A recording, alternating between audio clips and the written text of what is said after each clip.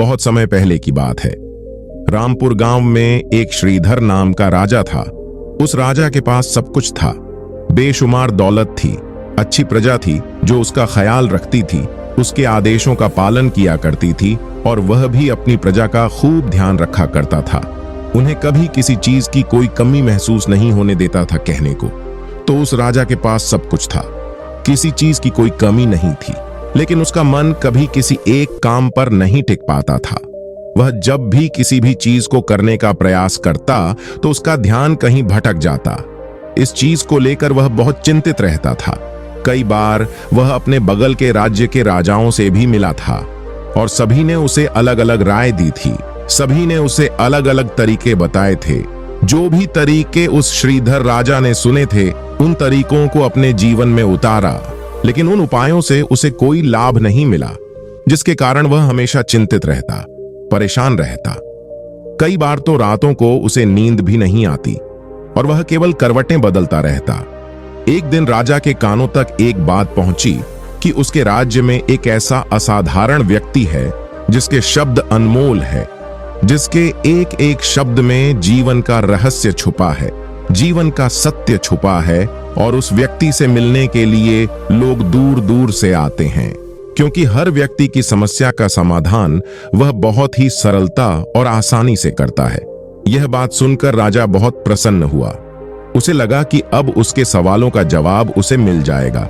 इतनी तारीफ सुनकर श्रीधर ने यह तय किया कि वह तुरंत ही जाकर उस व्यक्ति से मिलेंगे और उससे यह भी पता चल जाएगा कि जो लोग उनकी इतनी तारीफ कर रहे हैं, क्या वह सच है या नहीं। अगले दिन सुबह सुबह वह राजा उस व्यक्ति से मिलने के लिए निकल गया। रास्ता कुछ ज्यादा ही लंबा था, जिस कारण राजा ने बीच रास्ते में आराम किया। वहां पर उपस्थित हर कोई उस व्यक्ति के बारे में जानता था। जब राजा ने उनसे उस व्यक्ति के बारे में पूछा तो वे लोग उस असाधारण व्यक्ति की खूब तारीफ कर रहे थे।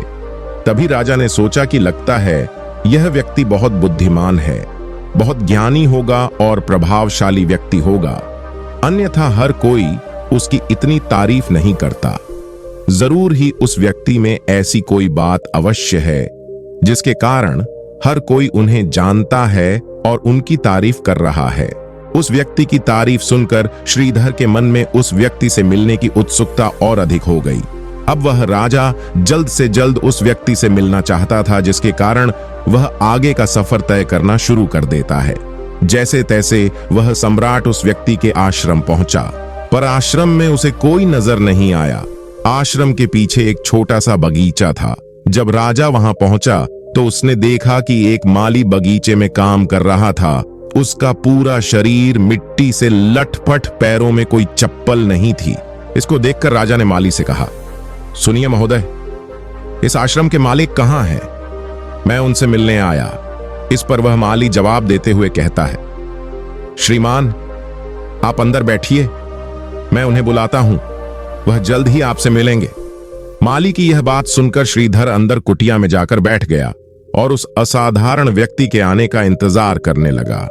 कुछ देर प्रतीक्षा करने के बाद जब असाधारण व्यक्ति उस राजा के सामने पहुंचा, उसने देखा कि यह तो वही व्यक्ति है जो बगीचे में काम कर रहा था। राजा ने उन्हें नमस्कार किया और बहुत हैरानी से कहा, अरे आप तो वही माली हैं जो बाहर बगीचे में काम कर रहे थे। लेकिन अब की बार तो माली एक बौद्ध भिक्षु के रूप में आया था। तभी बौद्ध भिक्षु सम्राट से कहते हैं, राजा, मेरा मजाक माफ कीजिए, मैं बगीचे में छोटा सा काम कर रहा था। मैं ही यहाँ का माली हूँ और मैं ही वह असाधारण व्यक्ति हूँ जिससे आप यहाँ इतनी दूर मिलने आए। कृपया करके अपने आने का कारण बताएं। इस पर राजा उन बौद्ध भिक्षु से कहता है, हे महाराज, मैंने सुना है कि आप जैसा व्यक्ति इस पूरे राज्य में नहीं है। मैंने आपकी तारीफ सुनी है, मैंने आपके बारे में कई सारी अच्छी बातें सुनी हैं। मैंने यह भी सुना है कि आपके पास जो भी अपनी समस्या लेकर आता है, उसकी समस्या का समाधान आप अवश्य करते हैं। इसी कारणवश मैं आज आपसे यहां पर मिलने आया हूं और मैं आपसे उपदेश सुनना चाहता हूं। लेकिन मेरे मन में एक शंका है। इस पर बौद्ध भिक्षु राजा से कहते हैं, कैसी शंका? इस पर राजा कहता है, मैंने बहुत से विद्वानों को देखा है, बहुत से ज्ञानियों को देखा है। वे जब भी चलते हैं तो उनके पास तरह तरह की ज्ञान की किताबें होती हैं। उनके पास ऐसा कोई ना कोई संकेत जरूर नजर आता है जिससे यह पता चल सकता है कि वे लोग ज्ञानी हैं। लेकिन आपके पास तो ना कोई ज्ञान की किताबें हैं और ना ही कोई ऐसी कला के संकेत आप में नजर आ रहे हैं, लेकिन उसके बावजूद आप बहुत शांत नजर आ रहे हैं। क्या आप मुझे इसका रहस्य बता सकते हैं? इस पर बौद्ध भिक्षु मुस्कुराने लगे और श्रीधर से कहते हैं, मेरा ज्ञान तो इस संस्कार में प्रकृति के रूप में हर जगह है।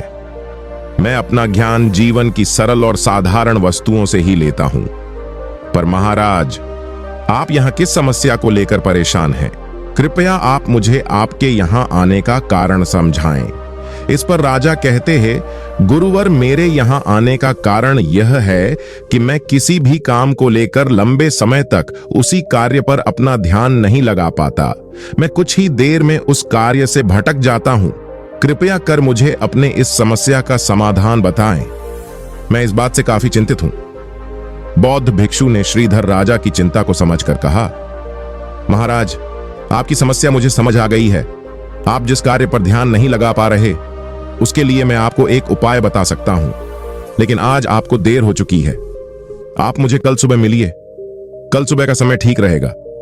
कल सुबह जब आप मुझसे मिलेंगे तो मैं आपके सभी सवालों का जवाब आपको दे दूंगा। यह कहकर बौद्ध भिक्षु वापस अपने बगीचे में लौट गए और वह राजा भी वापस अपने महल लौट गया। लेकिन राजा को रात भर नींद नहीं आई। वह बस यही सोच में लगा था कि आखिर बौद्ध भिक्षु मुझे क्या बताने वाले हैं। वह तो मुझे एक साधारण से माली नजर आ रहे हैं, लेकिन जिस तरह से उनका मन शांत था, जिस तरह से वह शांत नजर आ रहे थे, यह बहुत आश्चर्य करने वाली बात है। रात भर राजा इन्हीं ख्यालों में खोया रहा। अगले दिन सुबह सूरज निकलने से ठीक पहले राजा उस आश्रम पर वापस पहुंचा। वहां पर बौद्ध भिक्षु पहले से ही उपस्थित थे।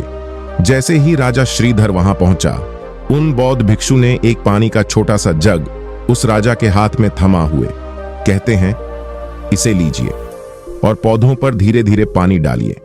और ऐसा करते करते यह आपके सामने पूरे 15 पौधे हैं। इन सभी पर आपको इसी प्रकार पानी डालते चले जाना है। लेकिन जब आप इस क्रिया को कर रहे होंगे तो उस वक्त मेरी एक बात का अवश्य ध्यान रखिएगा कि आपको इस दौरान कुछ और नहीं करना है, ना कुछ सोचना है और ना ही कहीं आपका ध्यान भटकना चाहिए। आप जब इन पौधों को पानी दे रहे होंगे तो आपका पूरा ध्यान केवल इन पौधों पर ही होना चाहिए। यदि इस बीच आपके मन में कोई विचार आए तो वहीं पर रुक जाइएगा और फिर दोबारा से पहले पौधे से पानी डालना शुरू कीजिएगा। और जब आप मेरी बात मानकर ठीक इसी प्रकार इन सभी 15 पौधों को पानी दे देंगे, तब आप मेरे पास आइएगा और मैं आपके सभी सवालों का जवाब आपको दे दूंगा। उस राजा ने आज तक ऐसा कोई काम नहीं किया था और राजा को यह काम बहुत छोटा सा लग रहा था। श्रीधर राजा पहली बार ऐसा कोई काम करने जा रहा था। उस पानी के जग से पहले पौधे पर बहुत ही ध्यानपूर्वक पानी दिया और फिर दूसरे पौधे की ओर आगे गया। दूसरे पौधे पर भी उसने ध्यानपूर्वक पानी दिया।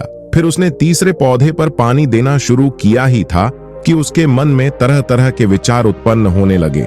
उसे अपने महल का बगीचा याद आने लगा, जहां पर तरह तरह के फूल थे, तरह तरह के पौधे लगे हुए थे। तभी अचानक उस राजा को उन बौद्ध भिक्षु की बात याद आ गई। यदि मन में कोई भी विचार उत्पन्न हो तो उसे फिर से पहले पौधे से पानी देना शुरू करना होगा। तुरंत ही पहले पौधे के पास वापस पहुंचा और उसने फिर से पहले पौधे को पानी दिया। दूसरे पौधे को उसने फिर से ध्यानपूर्वक पानी दिया। जैसे ही वह तीसरे पौधे पर पहुंचा, उसके मन में फिर से कई तरह के विचार उत्पन्न होने। अब की बार यह सोच रहा था, पता नहीं मेरे बिना मेरे साम्राज्य में क्या हो रहा होगा। और अब की बार राजा को बहुत क्रोध आने लगा। उसने सोचा कि आखिर मैं यह छोटा सा कार्य क्यों नहीं कर पा रहा हूं। वह तुरंत ही फिर से पहले पौधे के पास पहुंचा। उसने अब की बार बहुत ध्यानपूर्वक पहले पौधे को पानी दिया, दूसरे पौधे को भी ध्यानपूर्वक पानी दिया। ऐसे करते करते अब की बार श्रीधर राजा करीबन 5 पौधों में बहुत ही ध्यान से पानी दे चुका था। लेकिन अब की बार जैसे ही उसने छठे पौधे पर पानी देना शुरू किया, उस पानी को देखकर राजा के मन में नदी के विचार उत्पन्न होने लगे और राजा अब बहुत परेशान हो चुका था। जितनी बार वह पौधों को पानी देने का प्रयास करता है, हर बार वह असफल हो जाता। उसका मन उतना ही ज्यादा व्याकुल होता जाता और वह खुद पर क्रोधित हो जाता है। राजा यह बात बहुत अच्छी तरह से जानता था कि वह भिक्षु उसकी परीक्षा ले रहे हैं। वह बहुत बुद्धिमान था, इस कारण उसने उन बौद्ध भिक्षु के सभी नियमों का पालन करना जरूरी समझा। राजा जितनी बार भी कोशिश करता है, हर बार वह असफल हो जाता। उसका मन उतना ही ज्यादा व्याकुल होता जाता है, हमेशा खुद को किसी न किसी विचार में उलझा हुआ पाता। ऐसे ही करते करते सुबह से शाम का वक्त हो चुका था, लेकिन अब तक वह राजा पूरे 15 पौधों में पानी नहीं दे पाया था। जब बौद्ध भिक्षु लौटकर शाम को वापस आश्रम लौटे तो उन्होंने देखा कि वह राजा थक हार कर बैठा हुआ है और तरह तरह की बातों में उलझा हुआ है। तभी बौद्ध भिक्षु श्रीधर राजा के पास पहुंचे और कहने लगे, हे श्रीधर राजा, मैं तुम्हारी ईमानदारी से बहुत खुश हूं। तुमने अपने कार्य को पूरे मन और लगन के साथ करने का पूरा प्रयास किया, इसलिए जो बात मैं तुम्हें बताने जा रहा हूं उसे बहुत ही ध्यानपूर्वक सुनना और समझने का प्रयास करना। जब हमारा मन विचारों से खाली हो जाता है तब उसमें मन का असली स्वरूप नजर आता है। तब साधारण से साधारण सा काम भी हमें ज्ञान और शांति देता है। इस पर राजा उस बौद्ध भिक्षु से कहता है, हे महाराज, पर यह कैसे संभव है? मैं तो जब भी कोई कार्य करता हूं तो मन में कई तरह के विचार उत्पन्न होते हैं और मैं उन विचारों में फंस कर रह जाता हूं और वहां से बाहर निकलने का कोई रास्ता मुझे नजर नहीं आता। तभी बौद्ध भिक्षु मुस्कुराने लगे और राजा से कहते हैं, हे महाराज, तुम पौधों में पानी नहीं डाल रहे थे, तुम तो जल्दी जल्दी अपने इस कार्य को बस खत्म करना चाहते थे। तुम्हारे मन में तो यह विचार उत्पन्न हो रहा था कि तुम जल्दी से जल्दी इन पौधों में पानी दे दो और उसके बाद तुम मुझसे मिल सको, मुझसे अपने प्रश्नों का उत्तर जान सको।